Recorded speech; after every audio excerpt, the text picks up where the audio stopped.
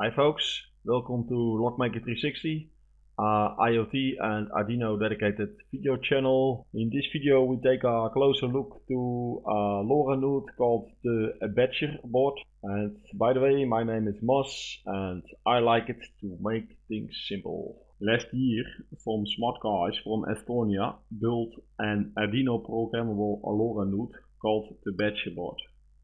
It's small, it has a big antenna and it supports I2C and SPI, and it is very Arduino friendly. To set it up in the Arduino EDA, go to their website badgerboard.io and scroll down until you see download.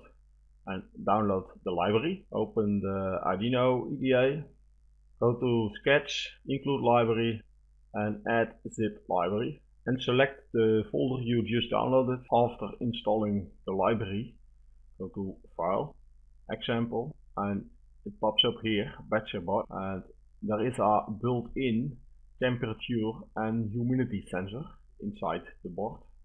And there is a sketch for this. I tried several times to run this sketch, but it didn't work out for me. So I went to plan B, and to grab the code to work with the built-in humidity and temperature sensor, I had to dive inside the Badger library. And a good way to find the default library location is to go to File, Preference, and over here is a path where Arduino saves the libraries by default. And on my computer it looks like this, and if you open the source file, then you get a whole bunch of C code files, and the one we are interested in is the Badger C++ file.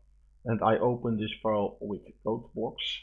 Codebox is a free C++ compiler, and I studied the code a little bit, and I found out that the humidity and the temperature values are in the float data type.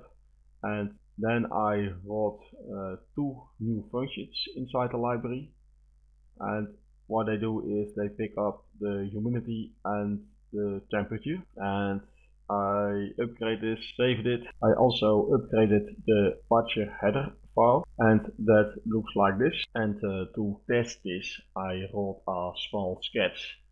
And the right settings for the Badgerboards are Tools, Board.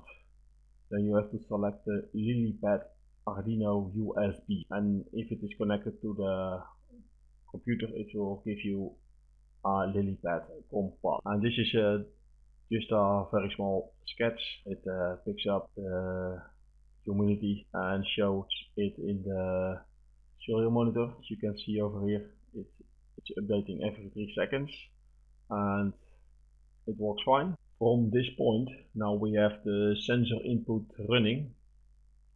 All we have to do is we have to activate the LoRa chip to send the data inside the ether. And to start the chip, I make use of the Things network library. But first I'm gonna register the device in the Things network console. I'm on the Things network website and I'm already logged in, and then I go to the console and we got the applications.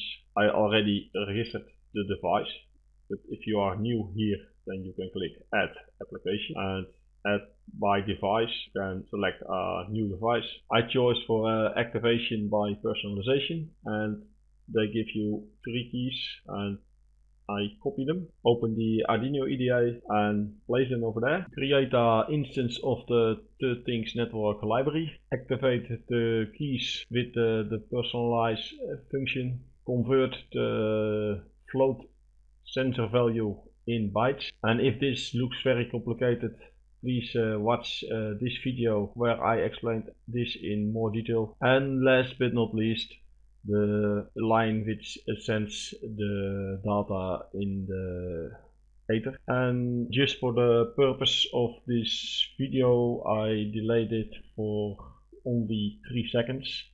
And 3 seconds is very bad LoRa behavior.